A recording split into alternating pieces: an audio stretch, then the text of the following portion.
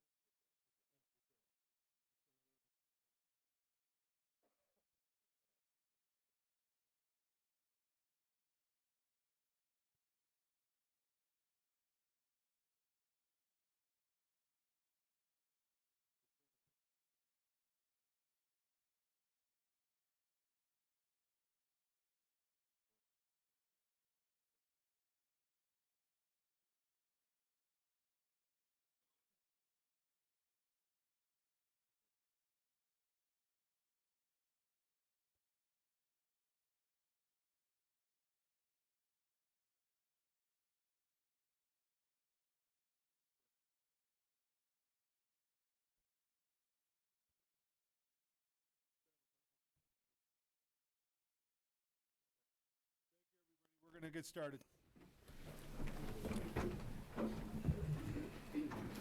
Allegiance to the flag of the United States of America and to the republic for which it stands, one nation, under God, indivisible, with liberty and justice for all.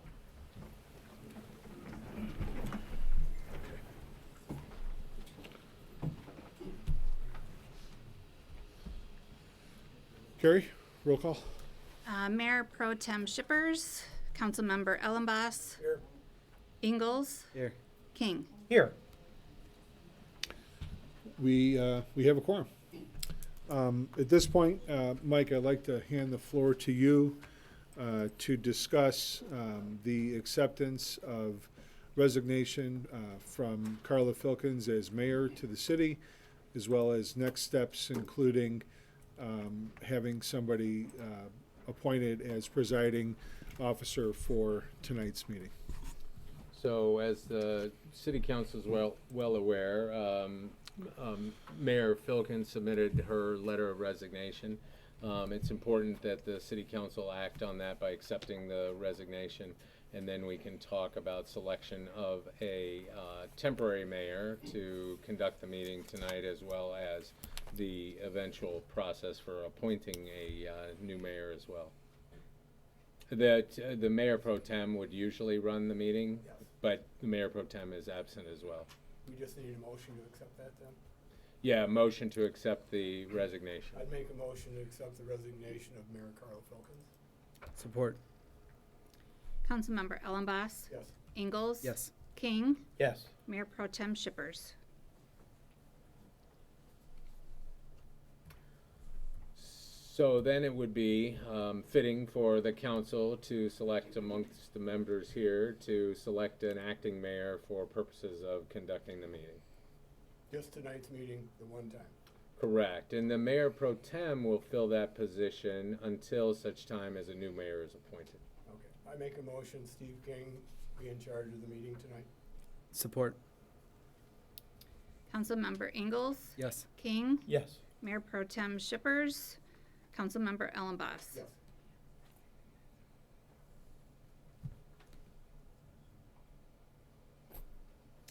You're up. I'm up.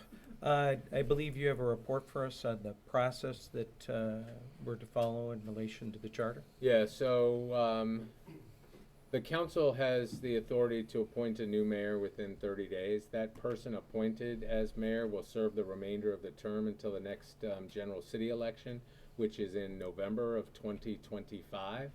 And so that person appointed could be a member of council now, in which case you'd have the position filled as mayor, and then you'd have to appoint a new person to the city council, and that person too would serve the remainder of that existing term until the next city election in November of this year. And so, at this point, is it appropriate to announce to the public that because it's the mayor's position, so from the general citizenship, that we could accept names as a council of anyone interested in filling position of mayor? And we need to do that in fairly quick order and do interviews if we want to, and then any member of council could also put their name in. But we do, per charter, need to pick that new mayor within 30 days. That's correct, yep. And we need to probably decide whether it's going to be in 2 weeks at the next meeting or whether we schedule a special meeting 3 weeks from now. Are probably our choices. I would think we're gonna move as quickly as possible, in 2 weeks, if possible, if we have enough time to get it together by then. Is there ability to get on our website the fact that people may submit their names with their resumes and qualifications if they wish to serve as Absolutely. mayor? And then I Could have think that up there tomorrow. that would be wonderful. And then should we say March 17th is the day we'll make our choice to give us one more meeting if people want to come in to talk, or? Is that outside of the 30 days though? That might be outside, sorry to interrupt you, that might That be was outside the of question, the I 30 think, days. wasn't the resignation dated the 12th? Is that right? February 12th? Yeah, when, it was a Wednesday, which. And that was a question. Do we interpret that as being effective the day we accept it today or the day she submitted it? I guess Well, that- it was effective immediately, as I recall, so, so the 17th then would fall right outside of the 30-day window. yeah. Yeah. Yeah, I think, yeah. Is that correct? Yes, I think that is so. correct. That is correct. You can look at a special meeting. So that's the choice, is the special meeting, which would be a 10th or the And I will not be here on the 10th. 10th. Oh, I mean, the 11th or the 12th, which would then be Tuesday or Wednesday? Okay. Yep, I'm leaving the day after the next meeting. Yeah, I think Friday, March 14th is 30 days. So we should shoot for the 3rd to be able to make a decision. If you want me here, plane tickets are already purchased. Sad to say. That's fine. Yep. All right. Which also means the council probably should consider a deadline by which you can submit those, in terms of those people who may be interested. Say, I would like to say the Wednesday or the Thursday before, if that sounds practical and reasonable. The Thursday before. Because at The that point, Thursday before is February 27th. Yep. that would give some type of, that would give the paper some lead time to run a Friday or Saturday article. We'd be able to collect the materials on a work day. So, I mean, Thursday. I would say Thursday night. That'd probably be the easiest for city staff. Thursday by 5 o'clock? Yeah, that'd be good. Let's do that. Okay. Seems to me. Do I hear a motion to set that as the deadline? Yes, so made Thursday the, one more time. 27. February 27th. Thursday the 27th at 5 p.m. will be the deadline for applications for mayor. I make that motion. I'll second it. So, mayor or city council, because ultimately, city council could appoint Right. either a city council person and appoint somebody from the existing to mayor. Now, if we appoint a city council person, won't we have 30 more days then to fill that seat? We Yes. would. Yeah. Yes. That's how we'll do it then. Yeah, and you would then be restricted to then appointing For that whatever, ward. for that ward, whatever that seat is. Mhm. But you would get another 30 days. Yes. Then we'll deal with that if that happens. When it happens. Yeah, I second. Okay? Councilmember King, Yes. Mayor Pro Tem Shippers, Councilmember Ellenboss, Yes. Ingalls. Yes. Motion carries. Mike, I think that's it for that agenda item then? I believe so. Okay, next, I would ask for an approval of the agenda. It has been amended to remove the public hearing regarding West Nelson Street because we need at least 4 of us here to address that issue. I make a motion to approve the agenda as amended to remove the public hearing regarding West Nelson Street. Second. Mayor Pro Tem Shippers, Councilmember Ellenboss, Yeah. Ingalls, Yes. and King. Yes. We are now up to our first public comment section. We do ask that people try to keep their comments to 3 minutes, and we look forward to them. Paula Myers. And can I ask the council to speak up a little bit? Even though I'm sitting in the front seat, it's almost muted sometimes, and I'm old. Your mic's working, guys? I'm 30 seconds. I just finished this book. And one of the things, this is Bill Weir, who was and is still a newscaster, and he's talking about social media. And he says, I realized too late that social media is another dangerous tool, like a knife or a lighter. Depending on who is holding it, it can stab like a shiv or heal like a surgeon's blade, warm a community, or burn it beyond recognition. Without it, Greta Thunberg would have been sitting in front of Swedish Parliament all by herself. And then he goes on with some negatives that I don't need to bring up. I am disheartened with the social media. And like Bill Weir said, sometimes he's afraid to open up to see what stabbing, hateful, hurtful, threatening comments are on that page. I'm begging the people behind me and in this room to look and own the damage that has been put forth on social media for this wonderful town.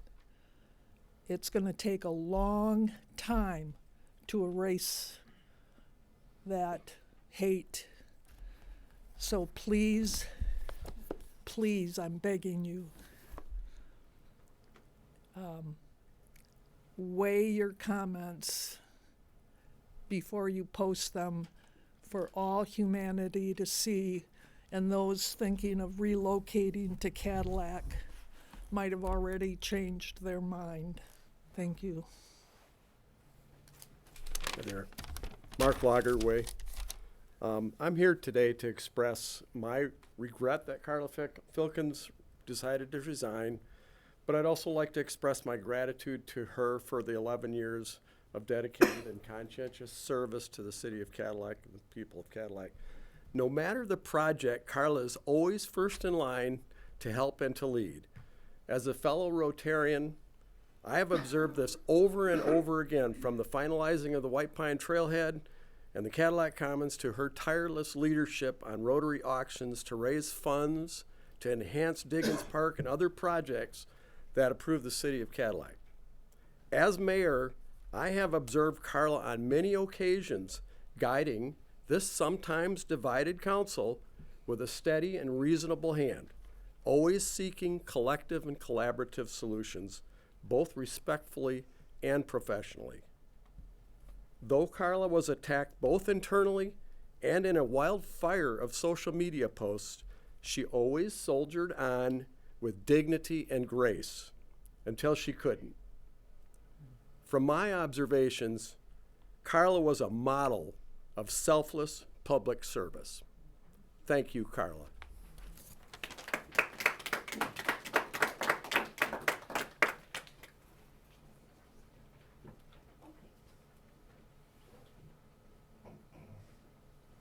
Hello, this is Karen Anderson. I just have a comment on the property at 128 Pine Street. I know there's a lot of history, but at some point, I believe this should be zoned a business. It's next door to businesses. It's across the street from the public parking lot and an apartment building.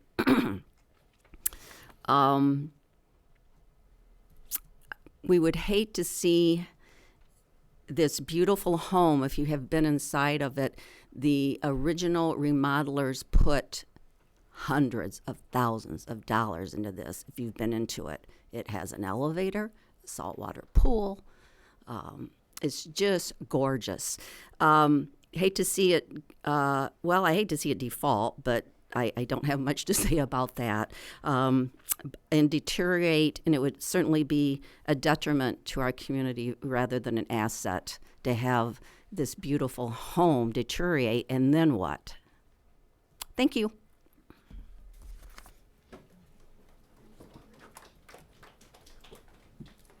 I do not give a fuck about the Pine Street house. I care about my water being clean. And hearing about a goddamn pool, that's despicable.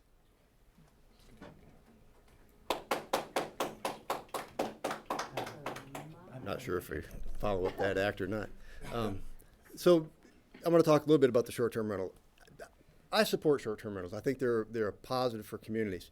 What I don't support is the way this came about with this particular property. Either they didn't do their homework, or somebody within the city, which would be interesting to find out, gave them permission to run a short-term rental. Even on her webpage, I said her, the young lady who owns the property, she talked about having a short-term rental license, and then it was gone. I did not realize Cadillac issued short-term rental licenses. If that's the case, it would be interesting to see her produce that. It took a court order. It took the city to sue them to stop. Now, granted, we heard that they didn't get the letter in the mail for various reasons, but that's no excuse. The house I live in now, before we purchased it, I thought about using it as a short-term rental. I did my homework. The city said, no, it's not zoned for that. It's not used as a short-term rental. I live there. If they make a bad business decision, they go to court. The court rules against them. And then they turn around and say the city is mistreating them, is BS. They did not do their homework. They willingly defied the city. And then they want to come around and say, please give us forgiveness. I don't see it that way. I think they should have done their homework. It's not your job to bail them out. It's not your job to do the homework for them. If I'm going to put $500,000 into something, I guarantee you I'm going to know what that is before I do it. So I empathize with them, but sometimes when you make bad business decisions, you get bad consequences. And this happens to be one of those bad consequences that if the city upholds what it sounds like they should from the court order, that it's not a short-term rental, then it should not be a short-term rental. And I'm really taken back by I saw, speaking of Facebook, social media, that they try to tie in the PFAS into short-term rental. Seriously, you're trying to piggyback off the poisoning of the community, as the young lady spoke very passionately about just a second ago, and rally behind the PFAS movement to push your short-term rental agenda? I was appalled by that. Thank you.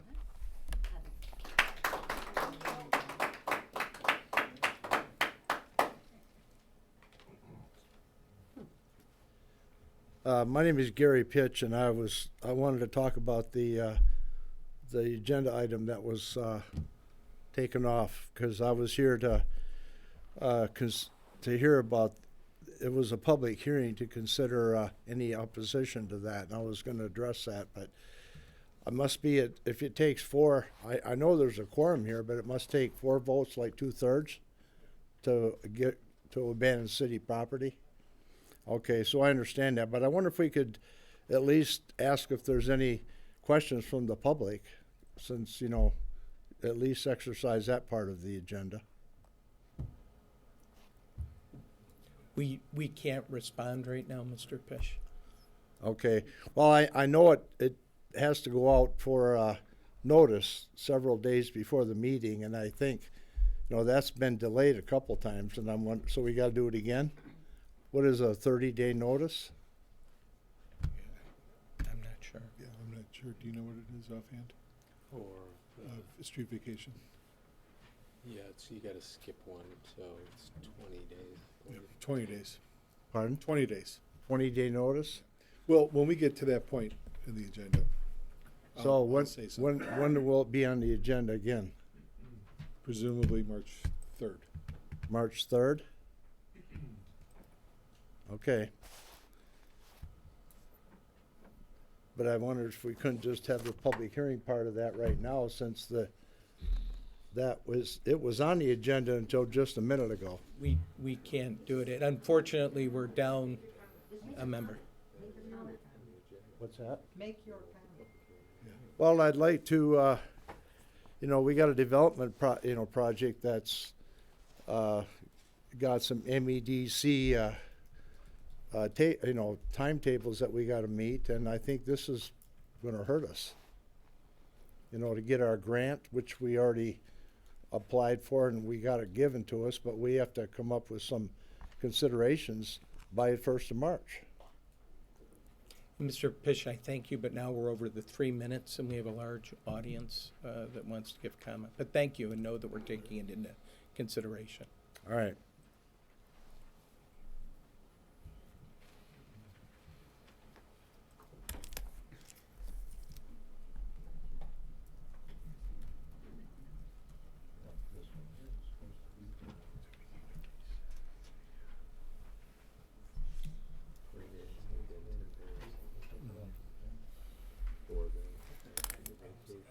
Hi, I am Mary Galvanic with the Cadillac area, our Cadillac Advocates for Clean Water. And I just wanted to let you guys know about some of the updates on a lot of the work that we've been doing over the last week. Last week was a really big week for us, as we had many, many meetings with everybody from the LDFA to the Great Lakes PFAS Action Network to Herring Township, and also Mr. Joseph Fox, and he was able to meet with the LDFA as well. I was able to put them both in the same room. It was awesome. And then we were able to get Herring Township with the LDFA as well, because Brian Warner's so awesome and has been coming to all the meetings. And so they're talking as well, and just really bringing people together. We also are working very hard on getting water to Herring Township, like you guys have to Cadillac. So Owen graciously has offered some of your water in your jugs, and I'm working with the Habitat for Humanity store to be the people that hand those out, since they're fully staffed like 6 days a week. And then they have their forklift is buried in a back, so then the Bigelow Exteriors is going to bring down one, and everybody's kind of getting together to get that water over there, which is really cool. And the testing we're working on with Cyclopure, we have another meeting with the health department and Eagle to figure out which lab we have to use to help Herring Township, and then a big, huge fundraiser. So I've been talking to Andy Ulrich, and from United Way, and Greg from the Salvation Army, as well as, is it Paul from Love Inc., and a couple of other nonprofits in town to just kind of gather resources. We believe that we can launch a huge fundraiser and, fingers crossed, run that through the United Way nonprofit, and then work together with them to bring tons of more funding to the area, and we hope to use the farmers market to do that as well. We are working tirelessly to help everybody and anybody who calls us at any time of day to go and meet their needs, deliver their water if they're outside your zone, and help them understand testing and filtration. And I can see, and I've been working with people from Maine and around the state understanding this task we have. And it's being told to me it's a good 5 to 10 year task. So we're kind of buckling up and getting ready for hopefully it not to be that long. But that's kind of the Cadillac Advocates for Clean Water update.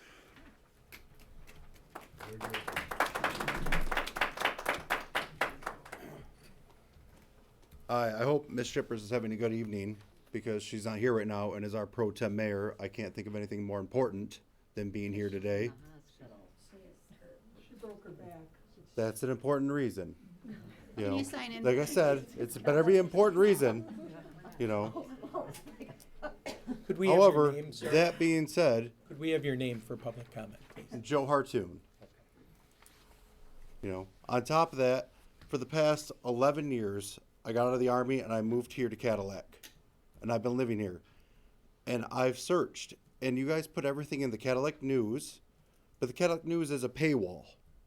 As young individuals, none of us pay attention to a newspaper anymore. Things need to be more public online. Things need to be more visibly in our face. And there's a lot of things that you guys just hold behind everything, it seems. I mean, we didn't know about the PFAS problem. I didn't know about it till about 3 weeks ago when I saw it on Facebook. Why am I relying on Facebook for my Cadillac News? I live here. You talk about the Cadillac Commons? My mom said she had a farmer's market down here and that they advertised it to locals. I live 2 blocks away and I didn't know the Cadillac Farmer's Market had a thing going on. It's not that I don't pay attention. I'm here every day. I guess that's my 2 cents, is I wish we could be more visible, put more things out for people. Don't just put them in the Cadillac News. Nobody reads the newspapers anymore.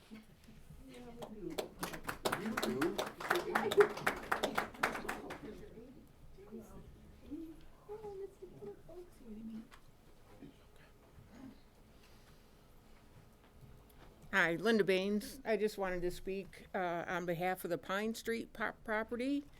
I know that there have been, lots of legal issues regarding, how, the process of, the owner requesting, that be used as short-term rental. On the other hand, when I look at that beautiful home, and I look at where it is situated, like right next to the Book Nook, the public parking lot, that it is like feet away from, the business district. And I also look at that property and the revenue that it would bring to our city. People who are able to afford to rent that property, I'm assuming have money to spend. And if they're here in our community, then they will spend that money local. So I thank you for your time.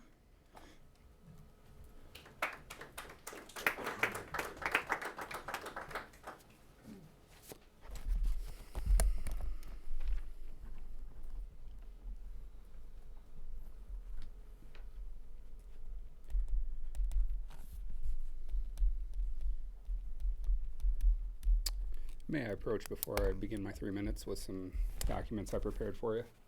You may.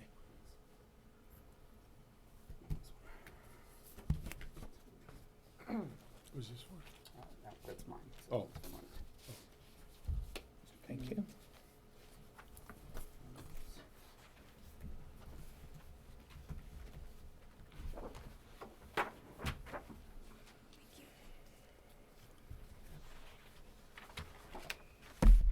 So, good evening, Council. Some of you may recognize me from last month. So my name's Sam Knopp, and I'm from Cadillac. So, Mayor and council members, item 1 in your packet, according to the Ethics Handbook for Michigan Municipalities, Chapter 3, Section 4, improper use of position to the public. An official is the governmental organization. An official's misuse of his or her position not only destroys public confidence in that public official, it destroys the trust and confidence of the government organization as well. A public official must use the position and power of public office for the benefit of the community as a whole. Thus, a public official should not receive a greater benefit from his or her actions than anyone else in the community. Although the standard may seem unnecessary because the potential effect of a misconduct is so obvious, a clear and specific statement establishes for all assurance that abuse or exploitation of public office or public employment will not be tolerated. Item 2, page 35 and page 36 cover that. In section 4, a bullet reads, a public servant shall not take any action or create the appearance that adversely affects the confidence of the public in the integrity of the city. And that is on item 2, page 36. Rochester Hills is cited as a community contributor to the publication, along with 517 other municipalities. The 518th, if you're wondering, is Cadillac. We are a full member of that. I do not know what that entails financially, but that is in that packet as well. Per the Code of Ordinances for the City of Cadillac, dated August 27, 2024, City Charter, Article 7, Section 7.2, Paragraph C, talks about the removal of the city manager by City Council. The middle part of that you don't really need to read. It doesn't really pertain to this situation. However, it does mention that the removal must commence 30 days prior to an election, and that doesn't apply to us as well in this situation either. The current city manager has failed to protect the health, safety, and well-being of the residents by failing to warn, failing to inform, and failing to act on the PFAS contamination issue, which has led to a lack of distrust from the community. I believe he has committed malfeasance, which in the dictionary is defined as illegal or dishonest activity, especially by a public official or a corporation, and is mentioned throughout the Code of Ordinances for positions below the city manager in which he hires, and for their removal. He should not be exempt from that, in my opinion. It should not be tolerated. I'm sure you are well aware that prior to Mayor Filkin's resignation that there was documents being prepared to remove her from being the mayor as well. This is no different. Mr. Knapp, I'm sorry, but the 3 minutes. Protect your citizens, protect this city. Remove Marcus.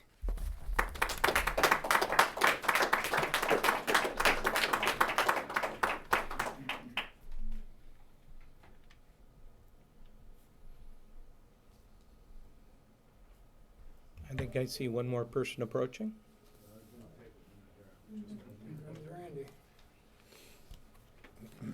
Council, everybody. My name's Randy Lindell. I'm a citizen of Cadillac, and I guess I can write this down if you bear with me.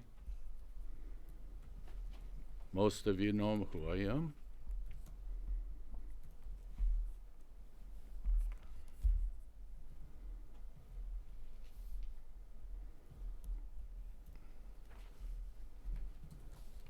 Okay, now, I'm a former employee of the city of Cadillac for over 30 years.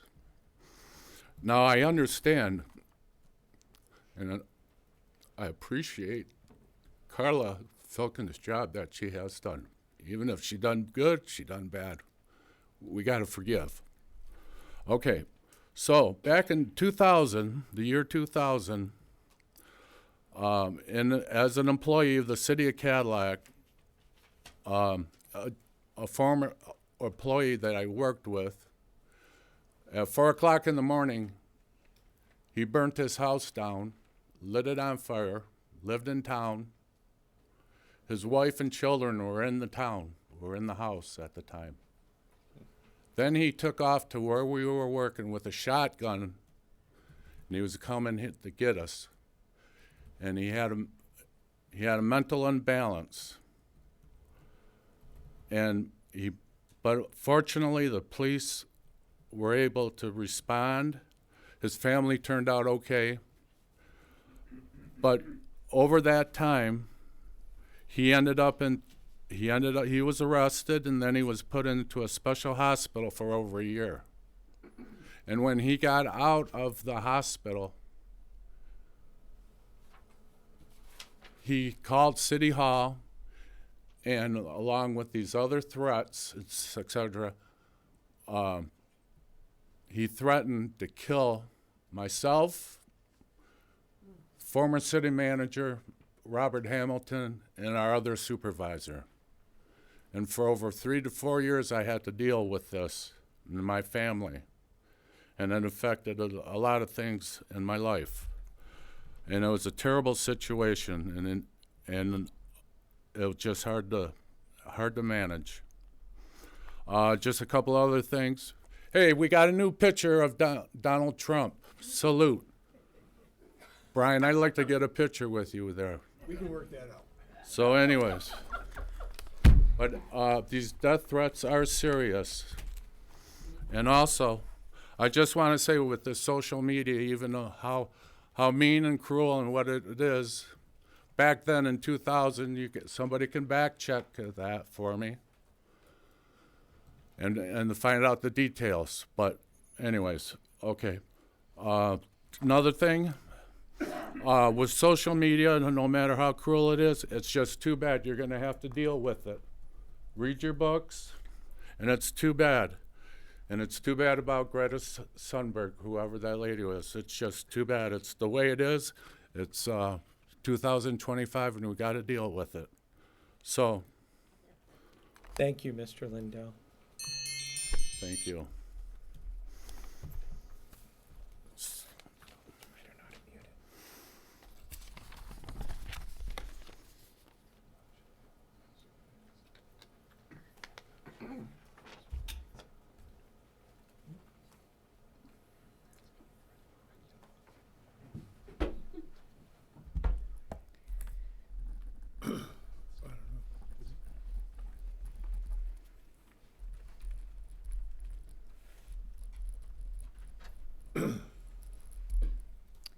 Hi, my name is Carla Moore, and I live in Cadillac. And I have several pages of notes, but I'm just going to get to the most important thing. I would like to ask for resignations of employment or terminations of employment from the city manager and the utilities director. They would also be removed from all boards and other official seats. I'm sure you've all gotten a lot of emails with sufficient reasons, but just so it's clear, they both continuously and consistently fail to put citizens' well-being first. I'm speaking for myself. I'm not part of a group or anything like that, but I believe this is necessary for the community to move forward and for the next mayor, whoever that is, to get a clean start without dealing with all this drama from the past. Have them reapply if they want to. Prove their worth in the current market. Let them show their resume, their credentials, their qualifications, their accomplishments, their skills.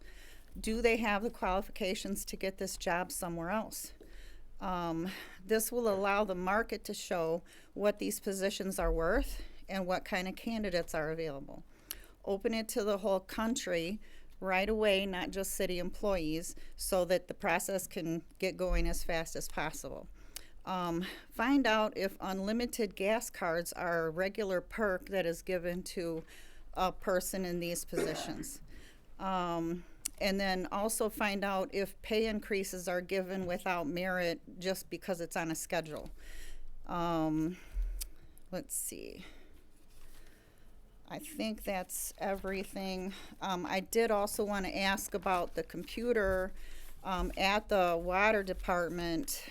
It was stated that there are some corrupted files on this computer that have pertinent information to the PFAS process. I don't want to say investigation, but you know, all the information is on there. And the computer needs to be brought into someone who can extract the information and then all business by city employees need to be done on city computers that are, tuned up once a year or something. And there should be like a daily backup of information, files that you guys exchange, reports and that kind of thing. And that's it.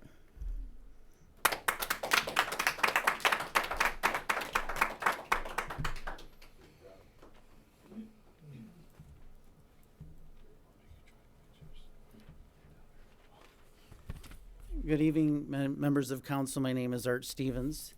And some of us, we get dragged here for different reasons, but I did want to finally address, and hopefully we can at least put this part in the past, as it's been brought up, and I'm still on my way here today, got asked, you were on council in 2010. How did you let this happen? So I want to make it extremely clear that I, as a council member, had no knowledge of this. I have also spoke with Doug Mellema, and he as well can say the same thing. He's out of state now to say the same message. I know that it is a legitimate question. It's a good question. It makes 100% sense. Like how could you, there's a document in 2010 saying you need to shut these wells down, you need to do something, and you were on council for how many years and that happened? This comes from our last meeting where there was a reference to a document. As you know, I did get a hold of each council member and asked, and I did hear back actually from all three of you in reference to that, and you mentioned you did not have that document. So I did end up doing a Freedom of Information Act to find out what that document was, and then also to see if there were communications that were made to our city council at that time. I did receive that document. They did verify there were no communications. We're still hearing this in the public. I just want to be, and it's a legitimate question to ask, is how could you have done nothing? I want to make it clear we did not know. I do think, as a practice for this council moving forward, it is critical that information that is policy driven gets to the council. These are policy decisions. I know that there was a legal decision that there was no necessity to tell the public, but that is something that needs to get to the public.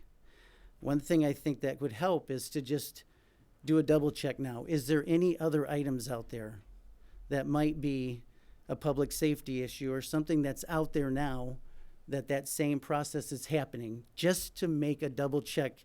It does need to go to the council. Then you can make a decision, and that is, I know one member had said you'd be micromanaging. That is not, it's a policy decision. With that said, I did want to, I know there's been a lot of questions on misinformation. As we look forward to a solution, I hope that... Mr. Stevens, I'm sorry, that is 3 minutes. Is it already? All right, thank you.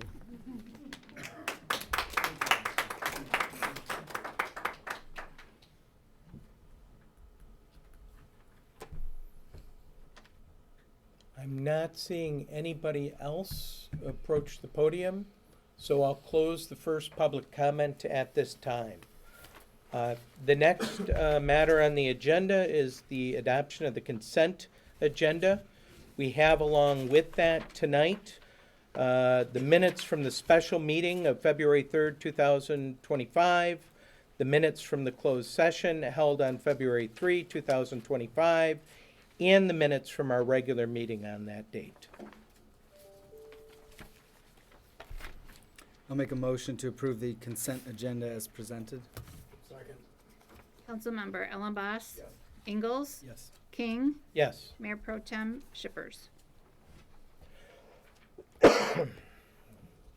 The next item that we have, and pardon my voice for the crud that's going around, is our community spotlight. And I believe we have up tonight the Citizens Advisory Committee. Yeah, thank you for having me. My name is Brad Marine, and I want to commend the board for supporting the Citizens Advisory Committee. And I also want to thank Mr. Ingalls for reaching out and volunteering to be on it. Ms. Thiebold, County Commissioner and LDFA member, and I know there's some other people within the Cadillac advocacy, and I'm also going to be reaching out to other community members. The concept's new, and I think it's an excellent step in the right direction. Because advisory committees generally, they advise. They give feedback. They don't set policy. They don't enforce policy. But what we do, or what a citizens advisory can do, is allow the citizens to be heard.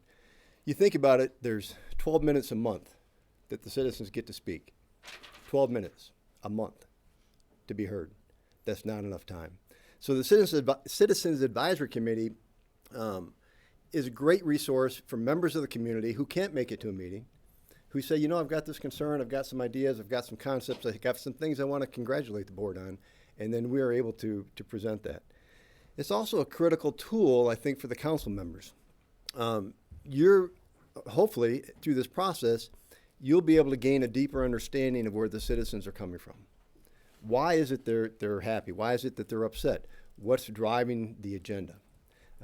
And until you actually do a deep down analysis, you really don't know for sure. Surveys are a great way to do that. The state does it. In fact, I just got a survey today from the DNR about honey, how my hunting experience was. So it also, I think, when you have the Citizens Advisory Committee and you have volunteers like Mr. Ingalls and Ms. Thiebold and others, it improves collaboration because it improves that communication. We heard from the gentleman up here earlier. He wants to know what's going on. And a Citizens Advisory Committee can be a resource to do that. So I hope that you embrace it in that context. And it's not a citizens group telling you what to do, telling you how to do it, but it's a citizens group saying, hey, this is our voice right now. And we're asking that you respectfully listen and try to understand us at a deeper level. So obviously we had to start somewhere. And I think Ms. Shippers alluded to it at the last meeting, that there are a number of people who can't make these meetings, and their voices need to be heard. So that's why we went ahead and pushed out a quick survey, because the crisis right now, I think, is pretty obvious, is PFAS. And there's the community's upset. It's resulted in a mayor resigning. If that's not a crisis, I'm not sure what is. So we wanted to get some feedback from the citizens. You obviously get feedback here from a passionate group, but there's also a vast number of citizens who are not here that have opinions that want to be heard. Speaking of social media, I don't have the email address for all the citizens. Again, social media, whether we like it or not, I think is a platform of communication. It is a platform for civil discussion. It is not a platform for threats. I totally against that. And I think to be respectfully, to respectfully disagree in those platforms is beneficial. So we actually sent this out, put it on a number of platforms, and I estimate it probably reached 20,000 people. Now, whether 20,000 people actually saw it or not, I can't tell you. But we did have 192 respondents. Not a lot when you look at the size of the population, which is why it has a plus or minus 10% margin of error. And so as you see these results, there's two things that you can do with this information. One is you can brush it off and say, appreciate it, Brad, see you later, thanks for everything. Or you can really take an in-depth understanding, or try to take an in-depth understanding or approach to say, okay, man, these citizens are upset about this. What is it that we're doing or not doing to drive this? So I have my trusty assistant here. We're hoping that we can make this work. So the first question was, do you live in Cadillac? Big question. And let me pull it up on my phone because my eyes aren't that good. So 84 respondents, or 162, live in Cadillac. There were 17 others, and those were Herring Township, Manton. Some of them were part-time residents. So even though this was put on Cadillac social media, we had a number of people outside of the area who have a tie to Cadillac that are interested in this. So then the question was, are you aware of the PFAS issue? 100% said yes. So here's where it can be challenging for you all, because it's not easy to get critical feedback. But just like you we expect you to give the city manager critical feedback, as well as the city attorney, as well as other people within the organization. This is the community giving you feedback, or basically a report card. So the question number 3 is, do you believe the city of Cadillac has been responding appropriately to the PFAS issue? Unfortunately, 85% of the respondents said no. They don't think you have been appropriate in your response. So again, that goes back to what I mentioned earlier. If I was in your seat, I guess I'd be curious why. What is it that we're doing or not doing that the citizens are feeling this way? And I'll read some of the others because I'm not sure if she can bring it up. But some, in the open answers, there's some good feedback. Some people say they don't believe you have sufficient information. And that could be valid. And based on what we're seeing, that certainly sounds valid. Some people say they don't know what you should do. This is uncharted waters. So again, when you look at those open-ended responses, I think there's a lot to be gained from those. Question number 4, do you believe the city manager is addressing PFAS issue appropriately? 88% of the respondents said no. 15 people out of the 192 believe the city manager is doing a good job at that. This isn't meant to zing any particular person because it's directed towards the whole body, but it is a tool. And if I was in the city manager's seat, I would be wanting to know why the people are believing that or think that or are approaching it from that light. Because if you've got 88% of your constituents think that you're not doing a good job, that should be alarming. That should be very alarming. Question number 5, would you like to see the city actively involved in testing for PFAS? 92% said yes. Now, Mary reported earlier that Herring Township has jumped on board and has started to pay for some testing. And I think I heard where Mr. Ingalls is supported doing some testing. So the people sitting behind me and the people out in the community want you to get active with that. I think they're pretty clear to me they're demanding that you get active with that. And that you become a leader in addressing the PFAS and not a secondary governmental agency that kind of sits back and says, yeah, we'll let Herring Township do it or whatever. Here's a tough question. And the reason that this question was put on there, part of that feedback is how passionate do people feel about a person or a entity and what they're doing. So should the city manager be fired? And we've already heard some people say here, and that's why the survey is so important, because there are certain people here that think, yes, he should be fired. But unfortunately, for Mr. Pesha, 84% of the respondents think that you shouldn't have a job here. And again, that should be very alarming for you.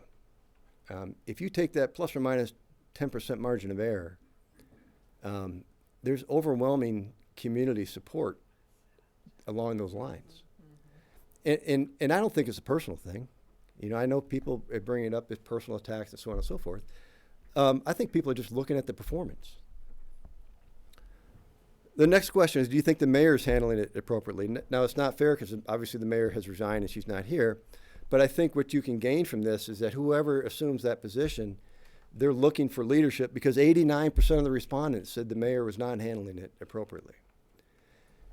I would ask that question, what do we need to do? What do they expect out of the mayor? Do you believe the city council has been effective? Now, effective, and you go back, I talked about responding appropriately. Effective, the reason that the wording is a little bit different. Are you effective? In other words, the things that you're doing, are they effective? 85% of the people said no. That whatever steps that you're taking, you're not effective. They don't think you're effective at it. So if you think you are effective, then maybe there's an opportunity for you to push back and say, hey, these are the things that we're doing. You know, we're doing A, B, and C. Here's our action plan. Here's the steps we've taken. These are the people that we've dialogued with. These are the community members that we're interacting with. And if you're not doing those things, it might not be a bad idea to investigate that and travel down that path. And so the city attorney question was put in there because obviously the city attorney, based on the documents, has had a role in this. 80% of the respondents think the city attorney should be dismissed. Now, why is that? Is that because they believe the city attorney has somehow been collaborating in the suppression of the PFAS? Do they believe the city attorney is committed? It's been a great report, but we're over the 10 minutes? Yep. Okay. We appreciate your report. That was the nuts and bolts of it. So, thank you. Appreciate the time. Thank you.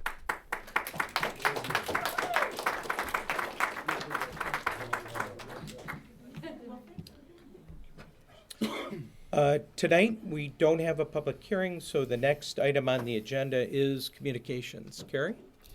We have a communication from Wexford Misaki Child Protection Council, and they would like to ask permission for blue lights to be hung in the downtown area during the month of April in recognition of National Child Abuse Prevention Month. And I believe Karen Staub is here if you have any questions for her. Yeah, hi. I'm Karen Staub. I'm the prevention coordinator for the Wexford Misaki Child Protection Council. Thank you for allowing me to come and ask this question tonight. April is nationally recognized as Child Abuse Prevention Awareness Month. And each year, our council works within the community to do something to recognize that. In the past, it's always been pinwheels. Nationally, they're trying to get away from the widespread use of pinwheels outdoors. So last year, we switched over to the blue lights downtown. So we would like to ask permission again to be able to hang the blue lights downtown through the month of April. And we're also trying to encourage really anyone within the community to hang blue lights in their window, on their porches, in their businesses, all of that sort of stuff. Thank you very much. Welcome. Welcome. I got it. No questions? No questions? I'd make a motion to approve the request from the Wexford Misaki Child Protection Council for blue lights to be hung in the downtown area during the month of April in recognition of National Child Abuse Prevention Month. Support. Councilmember Ingalls? Yes. King? Yes. Mayor Pro Tem Shippers? Councilmember Ellenboss? Yes. Great. Thank you, guys. And thank you all for the work that you do, too. Next item on the agenda is appointments. Before you have a reappointment to the Construction Board of Appeals for Connie Boyce. She would like to be on the board again for another 2-year term to expire on March 2nd, 2027. I'd make a motion to reappoint Connie Boyce to the Construction Board of Appeals for a 2-year term to expire on March 2nd, 2027. Support. Councilmember King? Yes. Mayor Pro Tem Shippers? Councilmember Ellenboss? Yes. And Councilmember Ingalls. Yes. Next, we have another reappointment to the Construction Board of Appeals. John Sari would like to be reappointed for another 2-year term to expire on March 2nd, 2027. I'd make a motion to reappoint John Sari to the Construction Board of Appeals for a 2-year term to expire on March 2nd, 2027. Support. Mayor Pro Tem Shippers, Councilmember Ellenboss, Ingalls, Yes. King. Yes. The next item on the agenda is the city manager's report. Thank you, Acting Mayor King and members of the City Council. First item under the manager's report this evening is our annual request for consideration of approval of our hardship or our poverty exemption policy. This is customary, comes every time around this year, and would certainly consider a motion to move it forward. Okay. I'll make a motion to adopt the updated hardship exemption policy utilizing the 2024 Health and Human Services Poverty Guideline, as well as a $50,000 asset guideline excluding the primary home. Councilmember Ellenboss. Yes. Ingalls. Yes. King. Yes. Mayor Pro Tem Shippers. Okay. Moving along, next request is an out-of-state travel request. This is for folks within our Water Resources Department to attend training. We've already paid for the training as a part of the acquisition of the pumps. The only thing the city is on the hook for is basically the transportation, any meals along the way. It's in Ohio, and it's a necessary step to make sure that they're up to speed on all the new equipment that we got. They're gonna take the city car down, or? Presumably they will. Well, I'd make a motion to approve the out-of-state travel request for Dave Skiff, Chad Marquardt, Kevin Mooney to attend a factory pump training at the Vogelsong factory in Ravine, Ohio. Support. Councilmember Ingalls? Yes. King? Yes. Mayor Pro Tem Shippers? Councilmember Ellenboss? Yes. Okay, thank you. The next item is an update regarding the Pine Street rezoning request. I'm going to punt this over to the city attorney to give the briefing and see where council is. Mike? Yeah, so at the last meeting, council might recall that it decided that it was not going to take any further action on the Pine Street rezoning. In between that meeting date and today, specifically February 11th, the applicant requested a public hearing, and that public hearing is requested under the Zoning Enabling Act, which is 125.3401, subparagraph 4. What that section says is that if an interested property owner requests a public hearing, then you are obligated to hold that public hearing. And so what we've done is we've sent you both the resolution mentioning or revised with the today's date of the meeting, together with the inserted language in there regarding the request for that public hearing. And it would be appropriate then for the city council to schedule that public hearing. We have to comply with the 15-day notice requirement under the Zoning Enabling Act. So that public hearing would be set for the second meeting in March, which would be March the 17th. So you have the request to set a public hearing along with the resolution introducing the ordinance and setting a public hearing for March 17th. And Mike, for everyone else's knowledge, what is setting it up for the 17th is the same materials that were in the packet from February 3rd, just replacing the date for the public hearing with March 17th. So anybody that wanted to see that material could look at the packet easily for February 3rd. Yeah, and the request via letter pursuant to 3401. Right. So, yeah. Happy to also post it online as well, a special area, so. So I'm looking to my other two council members to see if there is a motion to move this forward to the public hearing as stated on the record by Mr. Homer. I make that motion to move this forward to the public hearing for rezoning for March 17th. Second. Councilmember King? Yes. Mayor Pro Tem Shippers? Councilmember Ellenboss? Yes. Ingalls? Yes. Next on the agenda is the recommendation. Do you need something else? No, go ahead. Okay. Sorry. The recommendation regarding purchase of vehicle for police department. Yep, thank you very much. That is something that typically when we buy vehicles, whether it's for the police department, public works department, or any operating section of the city, we usually use My Deal. My Deal is the state of Michigan bidding site. We have had a difficulty recently in finding a proper vehicle through that site. We did solicit quotes. We do have them in the public packet, ranging from $77,680 down to $40,487 plus delivery. That being said, we were successful in finding a local dealer that was actually able to come in at $40,403 for a vehicle for the department. We are actually looking for two. Only one was available at this time. We do believe we'll be able to come back in the near future, hopefully with the second vehicle request.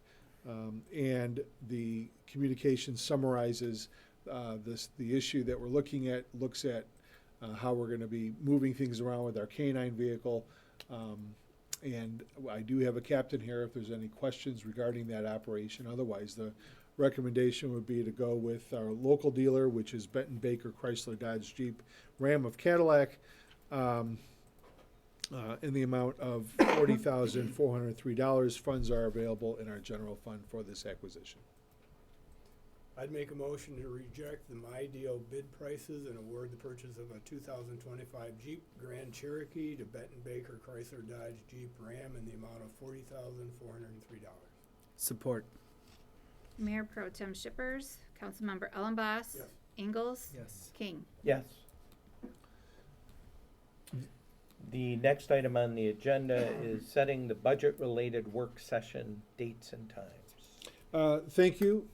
This is customary, again, with regard to these dates and times. We're looking at 4 p.m. start, or 4:15 p.m. start on March 17th with regard to capital improvement and goals, and a 4:15 p.m. Start on April 7th regarding FY26 budget review. We typically set these publicly. I do realize that we don't have the full board here, but if we have to change it, we can. So. I'll be here. It'll be fine. Dates are fine. Okay, great. I'd make a motion to approve the budget work session, work session dates and times as presented. Support. Councilmember Ellenboss. Yes. Ingalls. Yes. King. Yes. Mayor Pro Tem Shippers. PFAS update. PFAS update. Carrie, may I ask you to get the map that shows all data on? That's it right there. Okay. There's a way, you might be able to zoom in a little bit. And for folks out in the public, we'll have these things posted online as well. So you could find them under our PFAS resources subpage that we have right on our, there you go. Still might be hard for folks to see. So I've got some notes that I'm gonna try to run through here. The first sort of set of notes is just to try to acclimate people with what this map shows. And generally speaking, and I know that it's going to be difficult because the colors aren't showing quite that well, but this map has two keys on it. The yellow dots that are on this map shows parcels without access currently to connect to a municipal water main. Important to note that Marathon Drive, would be an example of an area with a concentration of parcels within that study area. So the study area is the shaded area on the map that you'll see that's essentially north of Lake Cadillac, where PFAS has been detected.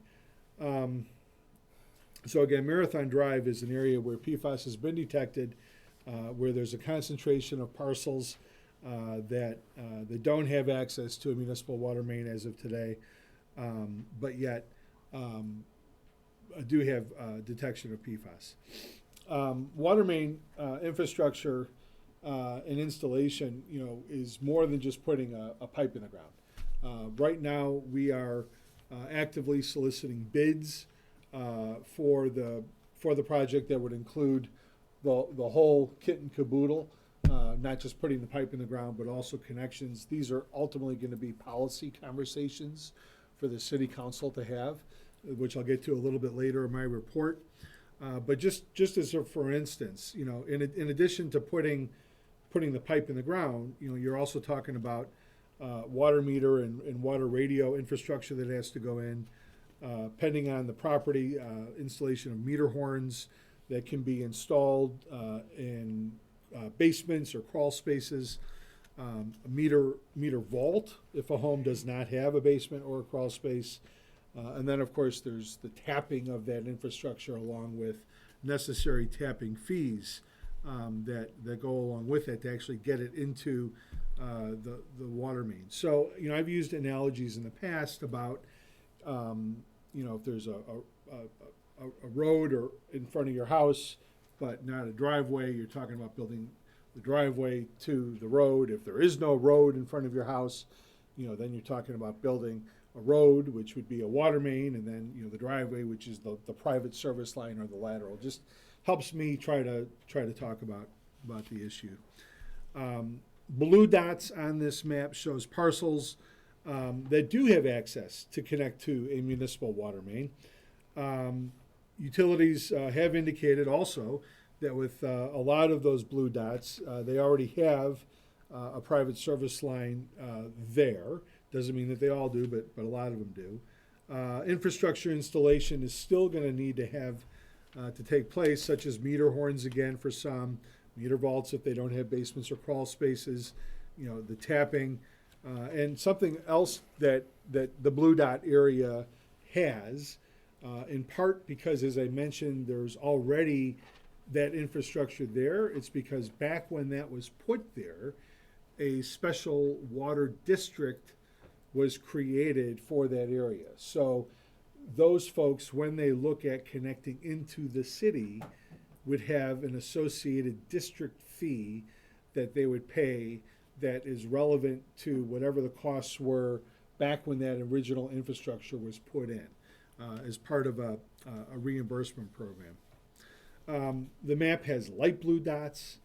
Light blue dots indicate vacant lots where no water is available. So there's no house there either. There's no building there as well. There are, dare I call it, lighter blue dots, but there's even another shade of blue out there on this map. Again, that indicate parcels that have access to a water main through an adjacent parcel or can connect through the installation of a longer private service line or a longer lateral line. Additionally, we have pink dots that show vacant lots where water is available. What I'm going to throw out now is just a general summary. There's approximately 220 private wells, or 223 private wells. 81 of them are right now inside that shaded study area, and that study area was not created by the city of Cadillac. That study area was created by the Michigan PFAS Action Response Team, or MPART for short. There are 142 parcels with private wells that are located outside of that study area. Why is that important? Why am I even getting into the weeds on that? Well, I'm getting into the weeds on that because if you're inside that study area, the state of Michigan has already notified you, has already advised that you need to, or you should highly be recommended to get your well tested through a certified company to go out and test it. They will pay for said testing. And if there is any level of detection of PFAS in your private well, if you're within that study area, then through the health department, the state will actually provide you with a complimentary water filter. Now, I can't sit here and say that that is the best long-term vision or long-term solution. The best solution, if available, would be to connect to a municipal system, especially a municipal system like what Cadillac has, where as of right now, and I'm going to knock on wood, there is a zero detection of PFAS in the municipal water. That may not be in the cards, though, for people literally today. And so if you're within that area, you should be getting your water tested, and you should be, if there's any level of detection, getting a filter hooked up.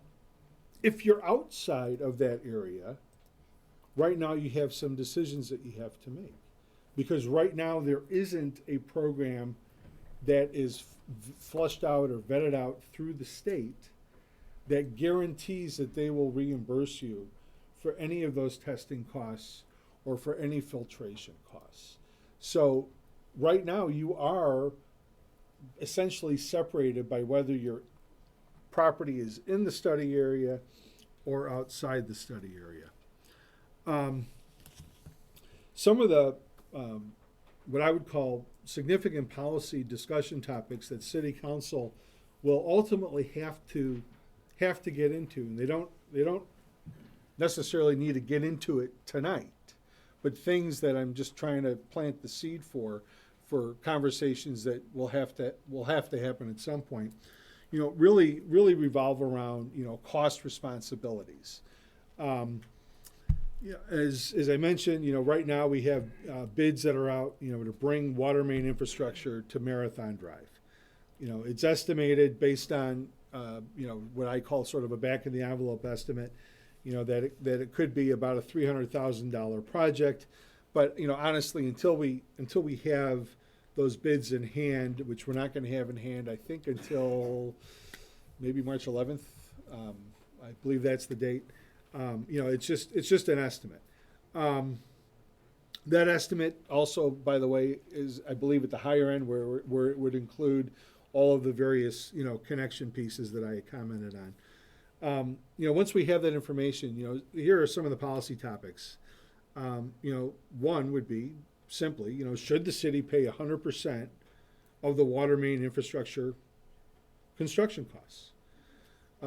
Should property owners pay 100% of those costs? Should there be a split or a sharing of those costs? If property owners are to be responsible for any costs, regardless of how much they are or what they're for, should a special district or assessment area be established to defray costs over several years? I want to mention that I believe it was our last meeting. There was a gentleman that was here. He might be here tonight, and I apologize if I don't recognize you. That stood at our podium and basically, it broke my heart talking about, the city's let me down. I live on Marathon Drive. I don't have water. I don't have a paved road. I don't have lighting. I don't have sidewalks. I don't have curbs or gutters. I pay taxes like everybody else. And, the road in that neighborhood, when it was built, I can't sit here and tell anybody why that developer wasn't required to put those amenities in, but they weren't. And when we do have neighborhoods or areas that do come to ask us, hey, we would like to have a sidewalk, or we would like to have our street or our alley paved, one of the exercises that we go through would be to work with our engineer, develop a cost estimate, share that with the people that reach out to us, and see if that's something that they would be willing at doing an assessment for, which basically would be over a certain number of years, something that then gets allocated onto taxes to then defray that cost and soften the blow, because otherwise those are costs that would have already have been paid by the development, by the developer, and then subsequently likely by people buying into those neighborhoods. I'm not sitting here suggesting that that is the only or the best option for this situation. This is unique, this is different. We're talking about health issues. I'm just saying that these are all options that the council are going to have to discuss. And so the first chunk about it was all relative to, infrastructure, construction costs, like the main. It's essentially, my next chunk is repetitive, so I'm not going to get into it, but it's the same series of policy questions. Do you look at similar setup when it comes to then the connections? So, for instance, if the city were to cover the costs of putting the main in, does the city also then cover the costs of the actual connection pieces, the private service lines or the laterals? If so, okay. If not, then is it a share, and how does that look, and what, do we set up a special assessment, and for how many years? So again, it's very repetitive, and I don't need to go back to it. One of the other things that just kind of reporting out on is that we are looking at potential special appropriation. There's absolutely no guarantee that we can get one. I had a recent conversation with a utilities consultant that the city works with, another engineering firm, to help us with that pathway of working with a couple of members from our LDFA to see if there's access to funding, whether that be through the federal government and or the state government, that could essentially cover or even offset some of the types of costs that I was just laying out there. You know, it's a situation where, especially when you talk about a special appropriation, there's certainly never a guarantee, no matter what kind of grant you're getting, and there isn't a guarantee about a time frame either. But it is something that we are working on. It will help, I think, if we have some idea whether it's even feasible. We're not going to know something in 2 weeks, but probably in a month or two, help with these policy types of discussions that City Council will have to have, especially if I'm able to somehow say, oh, and by the way, you know, we have a pretty good chance of getting X, Y, or Z coming in to help offset costs. That's information you're going to want to know. Additionally, I've also had a meeting with several service organizations as part of a conference call within the area that are also looking at trying to develop a way to help bring resources to the table, both financial as well as non-financial. I don't have much more to report on that at this time, but over time, as that evolves, I will obviously share with City Council how that'll move forward. One such non-fiduciary item would be looking at, you know, just a simple, you know, hotline type situation where people, you know, especially those that are outside of the study area that are not being directly contacted by the state of Michigan, feel like they need some help or they want to ask some questions.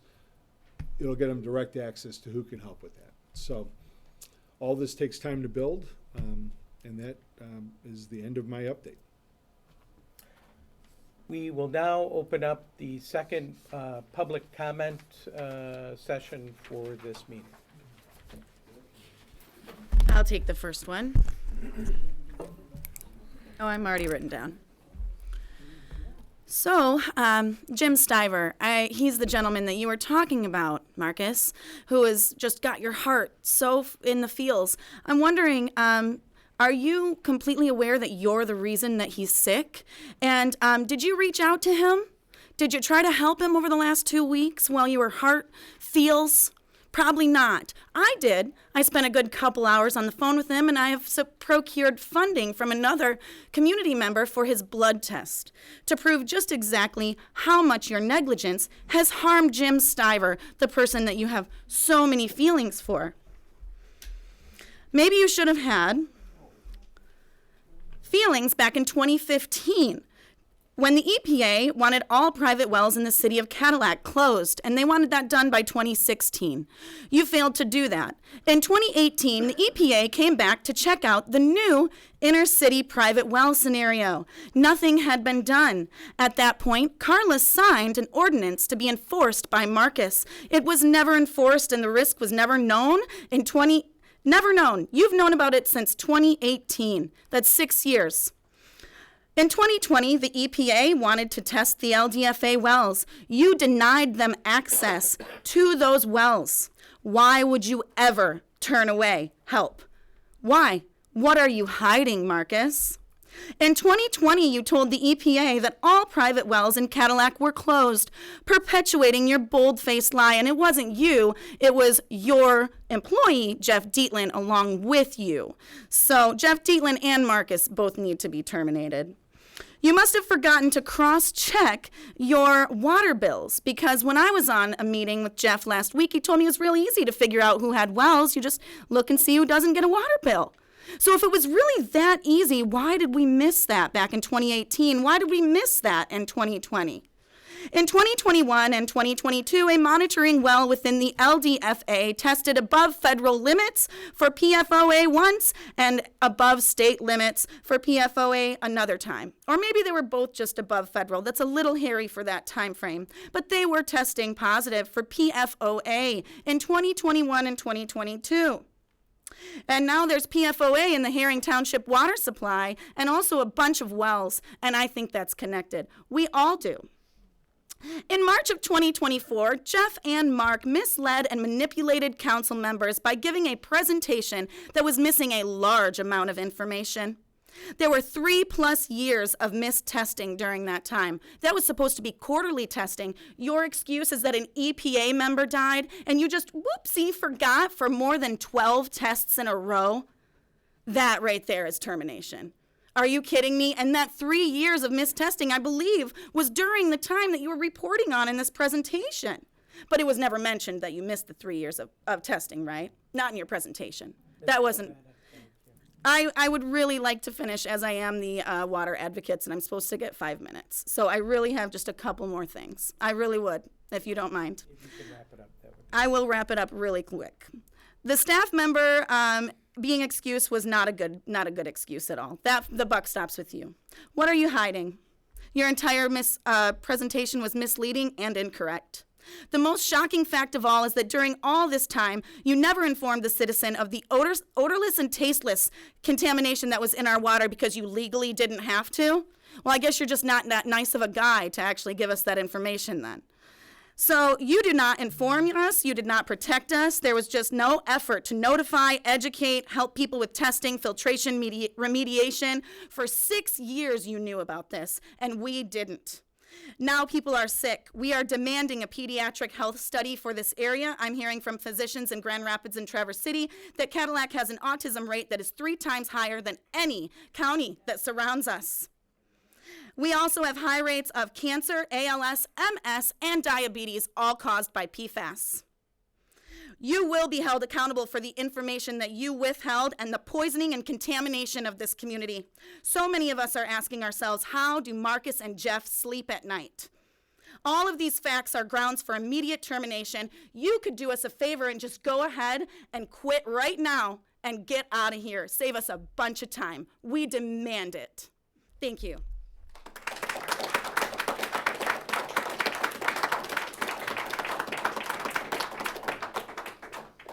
Hello again, Brad. Hey, just those last two on that survey, again, to measure the citizens' frustration with this. How many people are willing to sign a recall petition for council members if needed? 77% of the respondents said they would. And then how many people are willing to sign a petition to have the city manager fired? 81% of the respondents said they would. As a proud father, I'm gonna pump up my kid here. My son's with me, and he wrote a little note, so yeah, I'm going to brag him up. He's an airborne ranger, did combat tour in Afghanistan and Syria. He writes me a note. He said, people don't care what he's saying until he takes responsibility. And he's talking about you. So you can sit up there and you can say all these great things, but until you take responsibility for letting the citizens down, people really don't care what you have to say. So I would encourage you, based upon that survey, that would be the first step.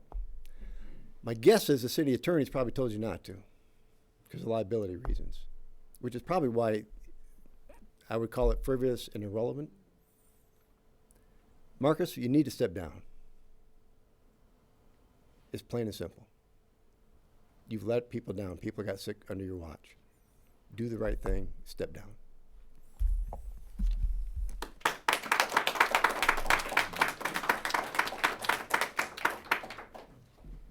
My name is Ruth Ann French. I don't have an axe to grind here. I know the complications of a difficult situation, and I know that there's maybe been past things that were overlooked. However, going forward, playing this blame game is not going to get us anywhere. Can you imagine bringing a new person as a city manager into this mess of going forward to fix? Because that's really what we're trying to do here, is fix this problem. And what I hear Marcus and his understanding of the details of policy needs going forward that actually the city council has to act on, not Marcus. He's not the decision maker in any of this. It's the council who are the decision makers. He provides the information to them. That's how this works. And in that way, I commend Marcus for the information that he has been providing in a forthright fashion.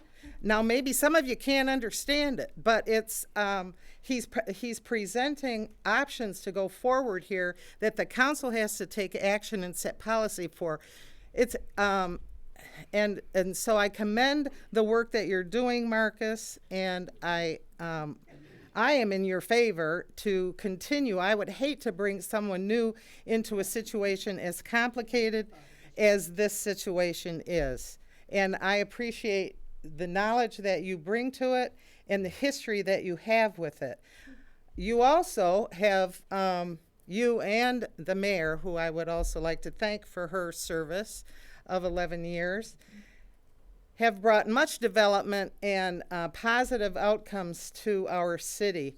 And that's not done easily. You've got to know how to get grants. You have to know how to work with other communities and grant funding sources. And Marcus knows how to do that. He's been doing it for 15 years. And if there is a possibility of there being public dollars out there to help all of you people resolve your PFAS issues, I believe that Marcus is going to find it. Thank you for your service. No, not at all. Boo. Mike Filiameni, I'm here on behalf of the owners of the property at 128 East Pine, Matthew McCall Stillman and Sarah Glidewell. I appreciate the opportunity that you're giving us for a full public hearing on the application that's pending. I wanted to speak just a few minutes today on a different way I'd like you to consider looking at this, in addition to the statutory factors that you're well aware of that you need to consider before deciding the application. There have been some negative comments about my clients regarding their, and I'll admit it, total misunderstanding of the administrative actions of the city and their violation of the ordinance, clearly. When it came down to paying the piper, that's what they did. They admitted that they did wrong. They provided reimbursement to the city for the costs of their mistake. When we come back here on the 17th, I'd like you, if you could, consider matters that have directly to do with our downtown. Matt and Sarah have been extraordinary stewards of this jewel. I mean, everybody believes that this is a jewel of a property in an area that doesn't see a lot of jewels in downtown. And as a result of their stewardship, they've had wholehearted support from the neighborhood. They've also had wholehearted support from the downtown community that I'm a part of, owning a commercial building downtown with my partners. Their efforts, I think, will make the downtown more vibrant and stronger. I don't think there's any question about that. The options that the B2 district will give them will be good for tourism. The options will be good for other businesses downtown. It will most certainly draw more people downtown. The support of their application will help development of what everybody agrees is much needed lodging options for downtown. Most importantly, in my opinion, is that my client's application will be a much needed sign to potential developers in downtown Cadillac that there is support for the kind of effort and investment that developers like my client brings to this town. There's a lot of things that are on the horizon that are close to being developments for downtown, very positive developments. And this would be an important step toward that. Thank you.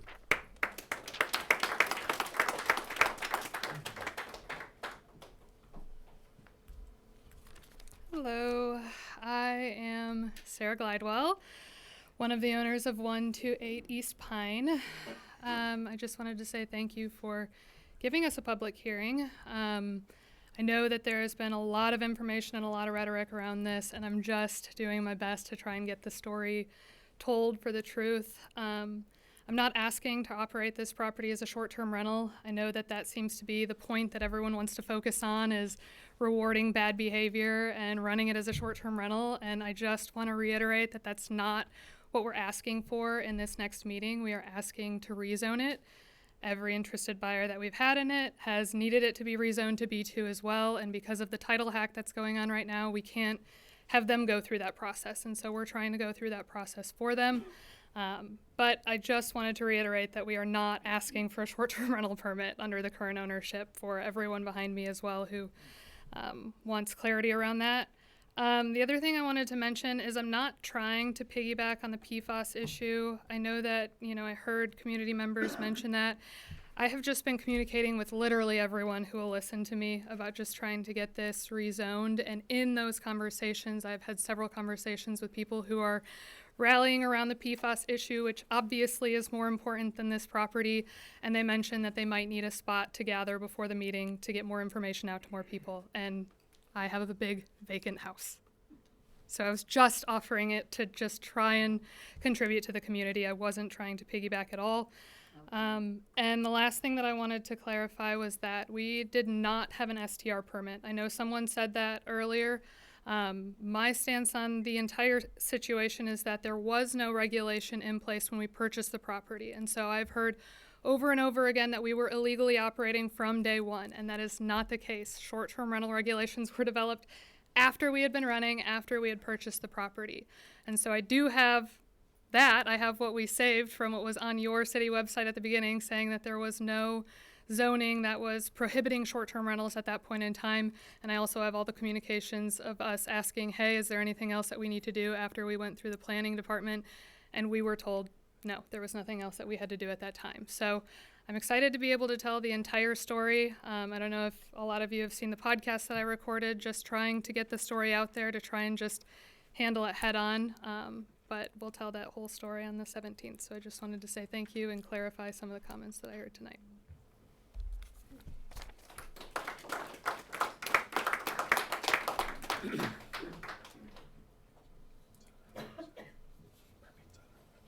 Hello, my name is Federico Zimmerman, and I work with Miss Sarah, helping her with the hospitality on the property on East Pine. The reason I want to talk here is just to bring a little bit of perspective into who we're bringing into the city of Cadillac. We've been hosting large group of people coming here who they really came for the property first, and then they fell in love with the city of Cadillac. I was part of the communication with the guests, and they were mentioning the different places where they're having dinner, coffee, asking for recommendations, and how much they wanted to come back. And again, we're not asking for an STR permit now, but we were able to put Cadillac in the map for a lot of people who never heard about Cadillac before through the short-term rentals. We have people building memories. We hosted people coming for multi-generational families, different type of groups, bachelor parties, always making sure they're not noisy for the neighbors. We always been present, communicating with the neighbors to make sure that we were bringing value to the community. That was always the intention. So yeah, just to share a little bit of perspective on what we're trying to do with the property. Thank you.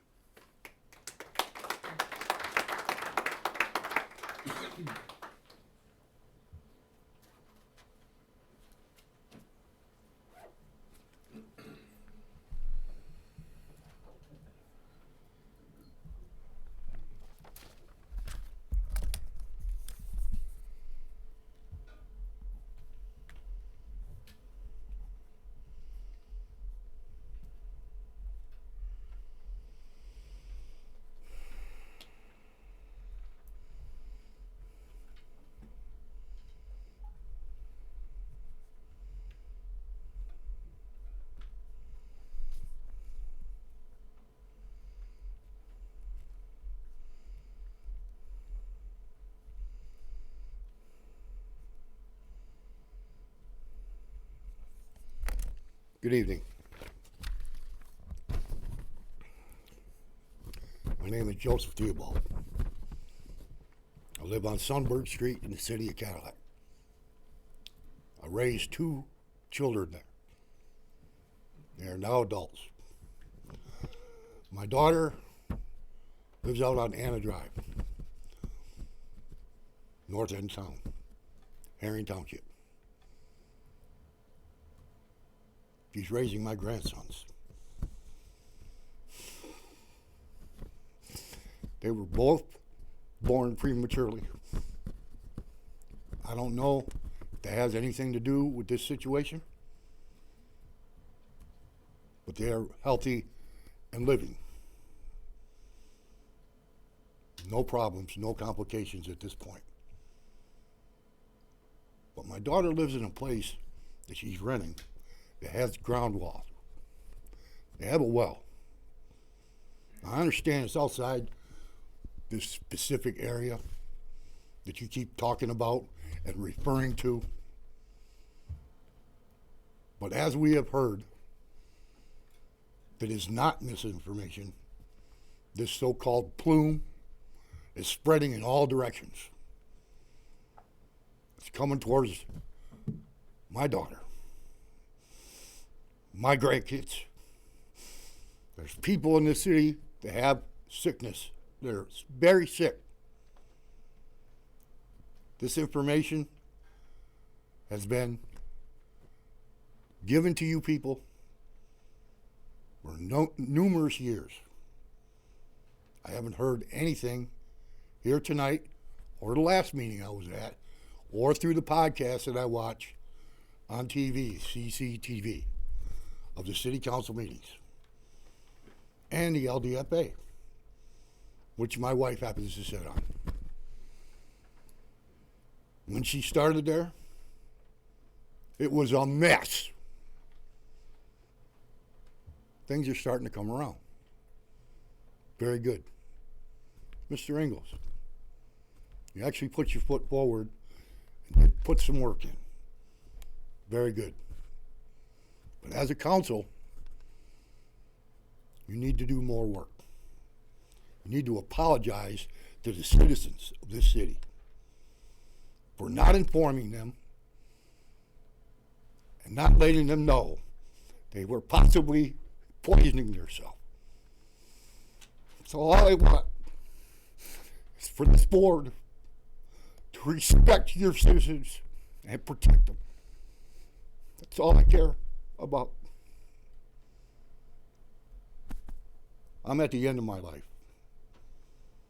I don't have maybe 20 years left. To some people, that's a long time. To me, it's not. Take care of us. Do your job. I'm going to read off your own Thank end of your you, Mr. Thibault. That is over 3 minutes. Reread your core values.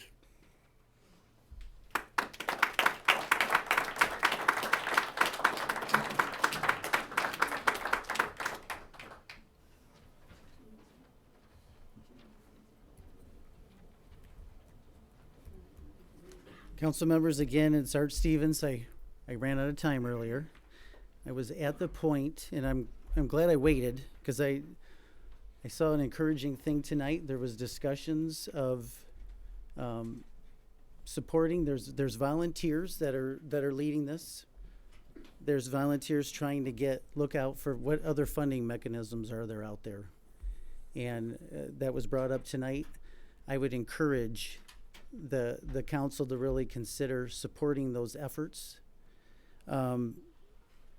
I think one of the issues real fast is we do talk about misinformation. I don't have social media, but a lot of people send me it. And one of the concerns that comes up is, I see they reference these people. Tonight we heard all of you people, those people. There's the concern that maybe they're trying to get certain members. I know there are people here that live with those wells.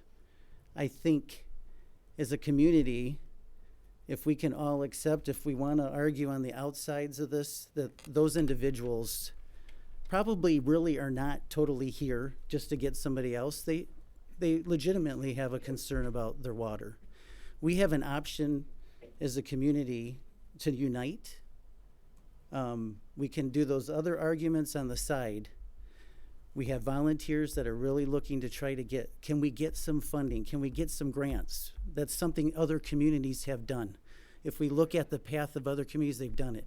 If the city supports those efforts and we unite together just on this part, no matter what side of this we're on, if we can realize that there are people that have a concern about their drinking water and unite together on this, do the other stuff at another time, but at this, if we can unite and support any efforts there are to try to help these people with funding, that would be appreciated. Thank you.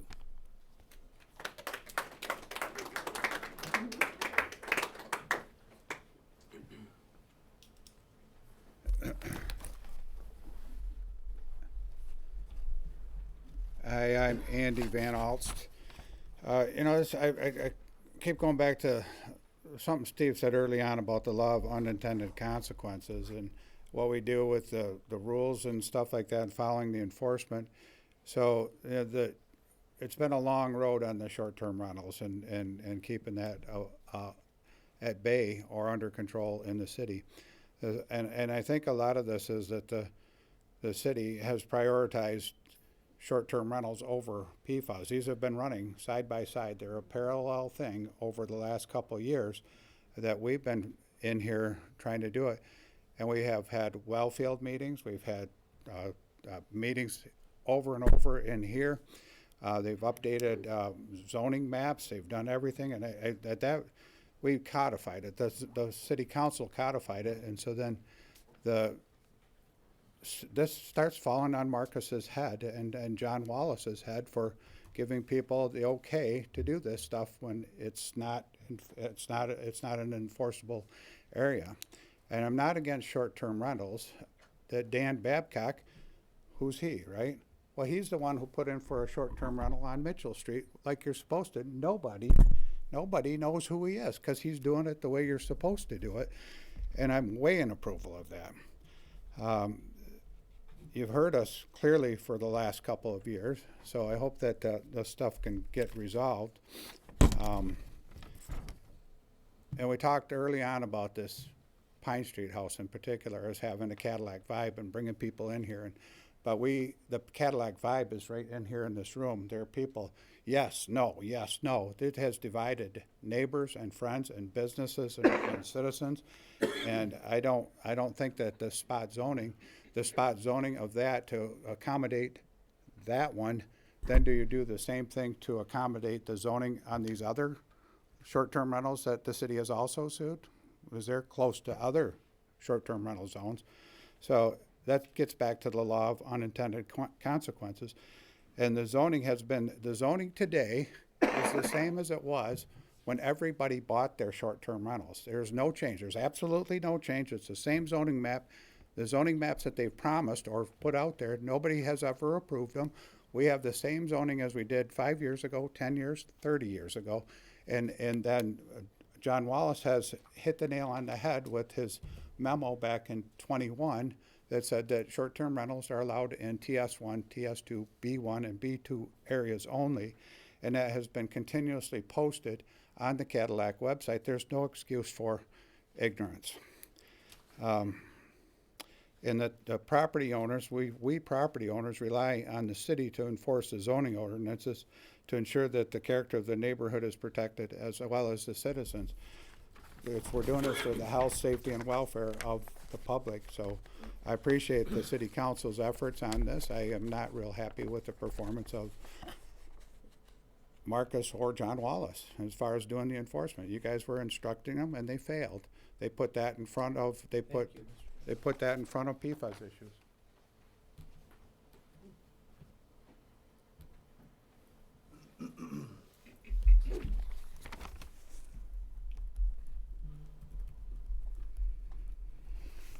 All right.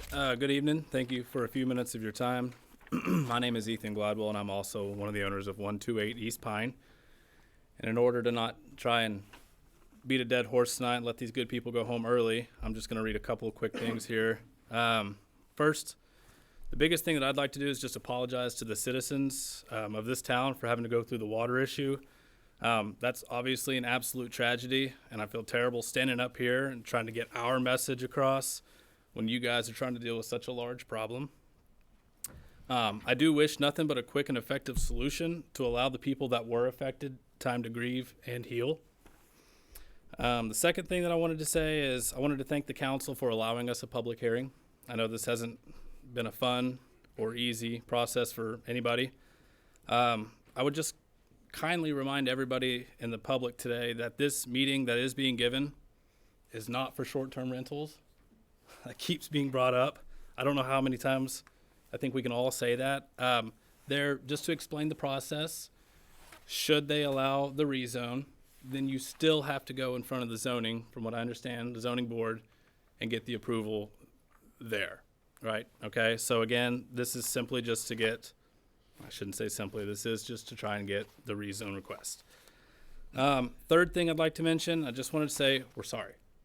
All right, I think we're sorry for the miscommunication that began this problem.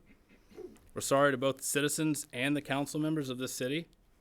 We hope that all of our recent efforts have shown you that we're ready to be valuable members of your community, to bring people in and help stimulate your economy, to be great partners with the city and the citizens of Cadillac.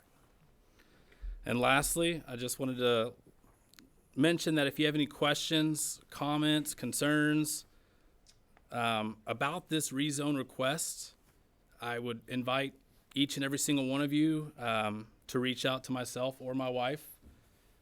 We're friendly, we're fair, and we obviously want to consider all the opinions from the members of this community. So, thank you.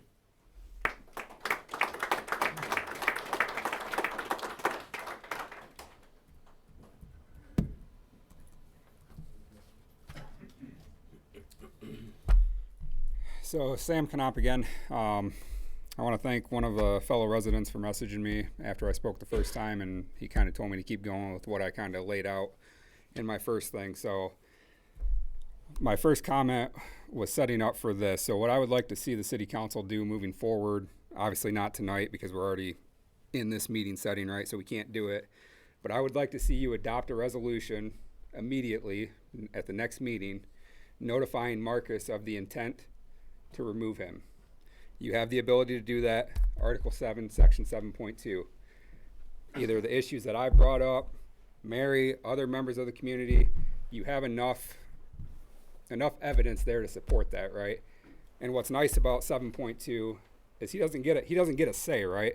So it's very clear that there is no rebuttal from him. So if the city council chooses to take this action, he cannot come back in here and say, well, I rebuttal what you're saying. It's in 7.2, it protects you. The council has been called into question off the actions or lack thereof of your city manager. Restore the trust in the council by removing him. That's step one.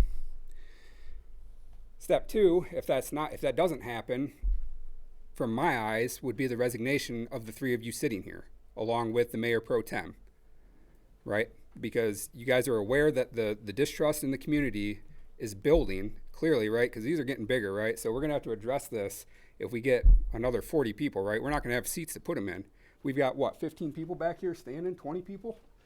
Where are we gonna do the next one? In the same building? I think we're running out of space pretty quick. And then lastly, my comment would be for Mike, the city attorney. At the beginning, you kind of talked about filling the mayor position. So I'd like to know what you were referencing, if it was MCL 85.17 for the vacancy of mayor. I'm not sure where you were going with that, but from reading that and then also reading the city charter, my understanding is the mayor pro tem fills that position unless they appoint somebody, and if they don't, then the special election has to be held. So, go to the order if you could address that, or maybe afterwards just talk to me, because kind of confusing on what you were saying there. So I appreciate it. Thank you.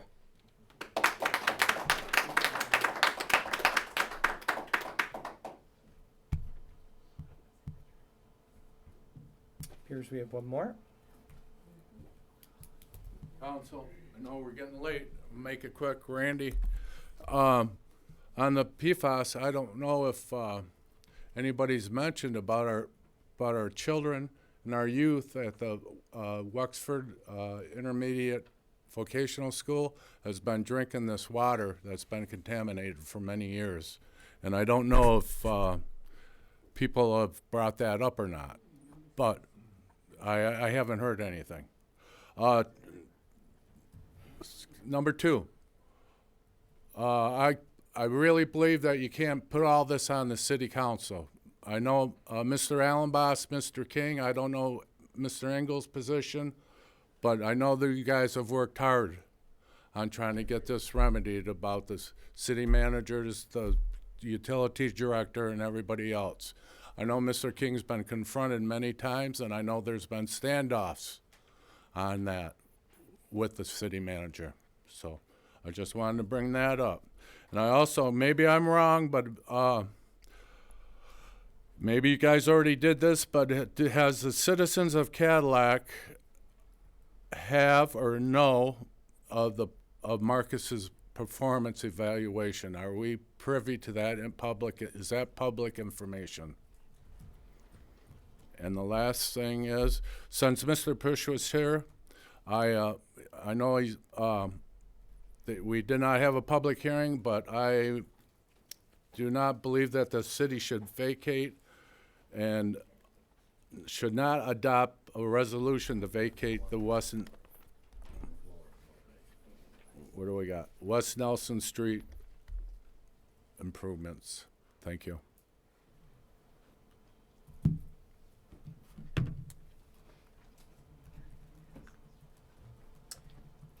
Seeing no one else, I'll close the second segment of public comment, and we will move to good of the order.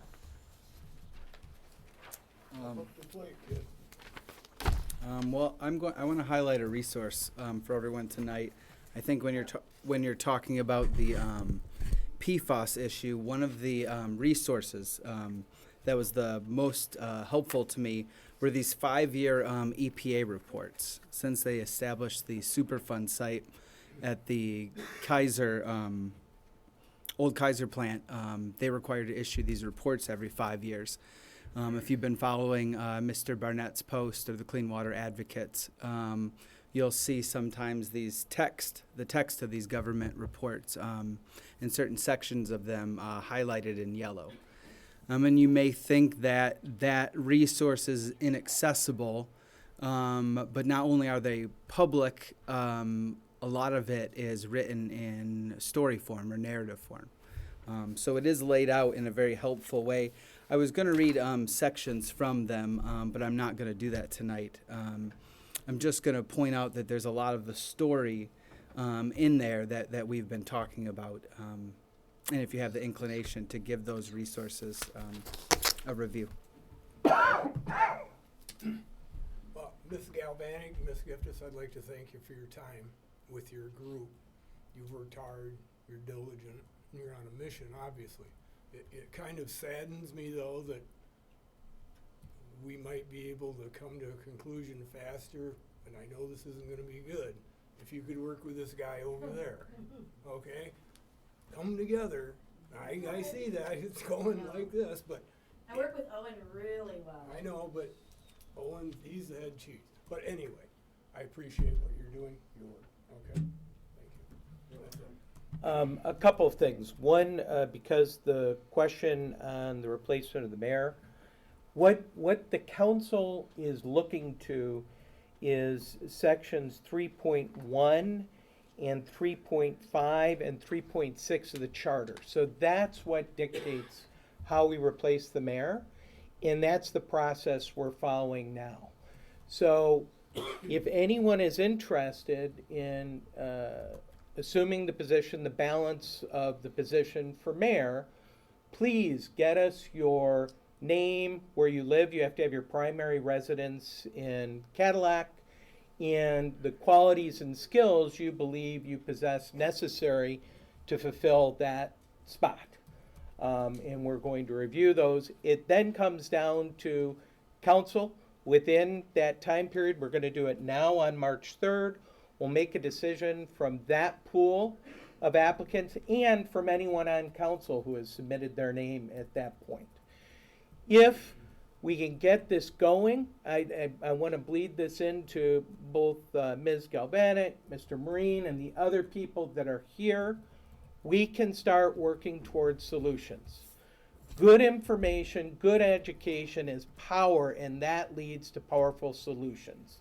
And you are hearing me say on council, and I believe my fellow council, the city does need to act. We want to act, but it's more than the city acting. It's the community acting, pulling our resources. So I want to say thank you for the advisory group, the citizen advisory group. Those are critical. And please give feedback. I think people know. Call me, give me information. I'll get it to the right people, or I'll call you back and we'll talk about the possible solutions and what we're doing. Finally, in relation to trying to move forward, the positive energy that we have felt in this room, it does not matter that we all don't agree. It's only through controversy that we have growth. That was one of my old mentors used to say that. Discussion and advancement. So please continue those discussions. Okay. Thank you, everybody. I have information on an upcoming State of Michigan PFAS Action Response Team meeting that they're going to be doing next week on Wednesday, February 26th. There are 2 sessions. This is 100% virtual. Session 1 is from noon to 1:30. Session 2 is from 6 p.m. to 7:30 p.m. If folks go to our website, cadillac-mi.net, we have the flyer posted right on that homepage, right in the middle of the screen. There are online links as to how to register for it and then join accordingly. If going that route is not easy to do, the best way to get yourself connected would be to call MPART at 517-290-2201. And I would encourage anyone interested in knowing more about the latest and greatest regarding where their updates are on this very important topic, go out and be a part of that upcoming summit. Assuming that there will be a slide deck as well as other information that comes out of that meeting, we'll certainly post that online as well on our website too for information for folks that can't attend or folks that might want to get access to information that's out there. Thank you. And with that, we'll adjourn tonight's meeting. Very good.